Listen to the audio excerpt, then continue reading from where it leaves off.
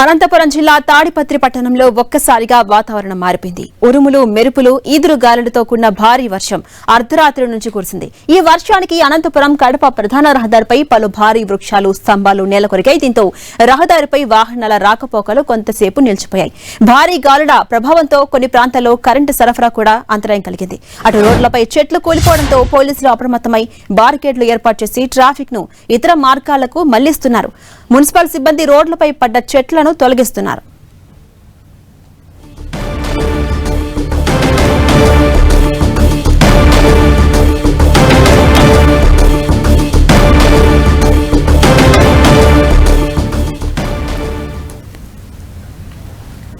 Right, మన 10 TV screen పై visuals చూస్తున్నాం. ఎక్కడికక్కడ చెట్లు నేల కొరిగాయి, కరెంటు స్తంభాలు కూడా కొంత పడిన సందర్భం కనిపిస్తోంది. అయితే అనంతపురం జిల్లా తాడిపత్రి పట్టణంలో ఒక్కసారిగా వాతావరణం మారిపోయింది.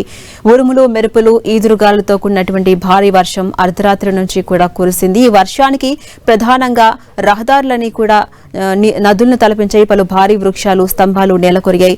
రహదారిపై అటు వాహనాల రాకపోకలు కూడా కొంతసేపు ఆగిపోయాయి. భారీ గాలుల ప్రభావంతో కొన్ని ప్రాంతాల్లో కరెంటు సరఫరాకి కూడా అంతరాయం కలిగింది.